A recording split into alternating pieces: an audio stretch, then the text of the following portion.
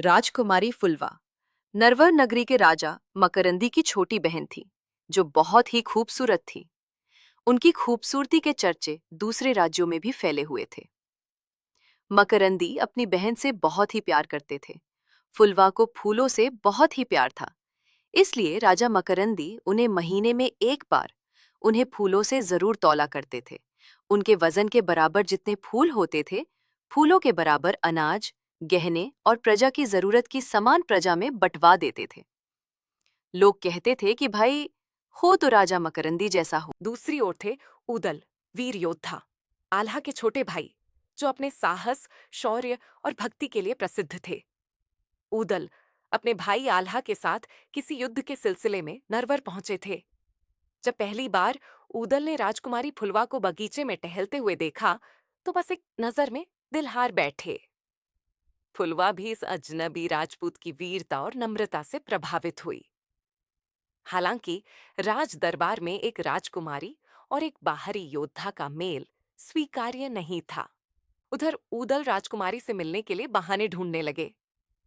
एक दिन उदल ने देखा कि राजकुमारी के लिए एक मालिन हर दिन फूलों का गजरा बनाकर ले जाया करती है।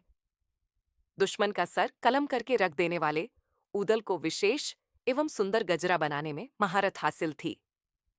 उन्होंने मालिन से निवेदन किया कि इस बार राजकुमारी के लिए गजरा वे बनाएंगे। मालिन मान गई और उदल के हाथों का बना हुआ बेहद सुंदर गजरा लेकर राजकुमारी के पास पहुंची। राजकुमारी उस गजरे को देखती ही रह गई। जब मालिन ने बताया कि यह गजरा उसने नहीं बनाया है, तो राजकुमारी ने खूबसूरत गजरे बनाने वाले व्यक्ति से मिलने की इच्छा प्रकट की। इसके बाद राजकुमारी फुलवा के आदेश के अनुसार मालिन ने उदल को राजकुमारी की उनसे मिलने की इच्छा के बारे में बताया और एक महिला के वेश में वह उदल को महल के अंदर राजकुमारी के पास ले गई। राजकुमारी उदल को एकटक देखती ही रह गई। अपने आप को खो चुकी फुलवा मंत्रमुग्ध हो गई और उसे उदल से प्रेम हो गया। प्रेम का बंधन कुछ यूं बना कि राजकुमारी फुलवा ने उदल को अपने ही पास रोक लिया और अपने ही कक्ष में छुपा लिया। उदल और राजकुमारी फुलवा बहुत दिनों तक एक साथ एक ही कक्ष में रहे। एक बार राजकुमारी को फूलों से तोला गया तो उनके वजन में बहुत बड़ा अंतर आया, यानी उनका वजन काफी बढ़ गया था।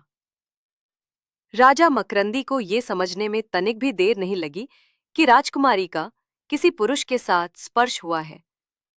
राजा ने महल के सैनिकों को तुरंत राजकुमारी के कक्ष की तलाशी लेने का आदेश दिया। जब महल की तलाशी ली गई तो राजकुमारी के महल के तल घर में सैनिकों ने ऊदल को सोता हुआ पाया। राजा ने ऊदल को तुरंत बंदी बनाकर हवापौर के ऊपर बनी एक भक्षी में कैद कर दिया। तब से उस भक्षी का नाम ऊदल भक्षी पड़ गया। 6 माह बीत गए और ऊदल अपने भाई आल्हा के पास नहीं पहुंचे। जब आल्हा ने ऊदल की खोजबीन शुरू की तो उन्हें पता चला कि उनके भाई को नरवर के राजा मकरंदी ने बंदी बना लिया है।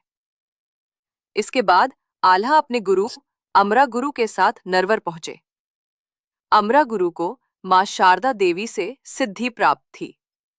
गुरु की आज्ञा का पालन करते हुए आल्हा ने युद्ध का ऐलान किया और नरवर के सुरक्षा द्वार को तोड़ते हुए सभी सैनिकों को मारकर नरवर के किले में जा पहुंचे और किले के भीतर तैनात कई सिपाहियों को घायल कर दिया। जब नरवर के सभी वीर योद्धा आल्हा से परास्त हो गए, तब घायल सैनिकों के पास राजा की शरण लेने के अलावा कोई उपाय नहीं बचा। उन्होंने राजा को बताया कि ऊदल के भाई आल्हा ने नरवर किले पर हमला कर दिया है और जो भी उनके सामने आता है वो उसे मौत की नींद सुला देता है। आल्हा की प्रबलता जान राजा मकरंदी घबरा गए और अपना मुकुट उतारकर आल्हा के चरणों में रख दिया। राजा ने अपनी गलती के लिए आल्हा से खूब क्षमा याचना की, लेकिन आल्हा का क्रोध क्षमा याचना से नहीं बल्कि उनके अमरा गुरु के आदेश से शांत हुआ और इस प्रकार आल्हा ने राजा को क्षमा कर दिया। राजा ने ऊदल को बन्नी गृह से बाहर निकाला और राजकुमारी फुलवा का विवाह ऊदल से कराने का निर्णय लिया। इस तरह से राजकुमारी फुलवा रानी फुलवा बन गई। दोस्तों, आपको ये कहानी कैसी लगी? अगर कहानी पसंद आई हो तो वीडियो को लाइक करें, चैनल को सब्सक्राइब करें। वीडियो देखने के लिए धन्यवाद।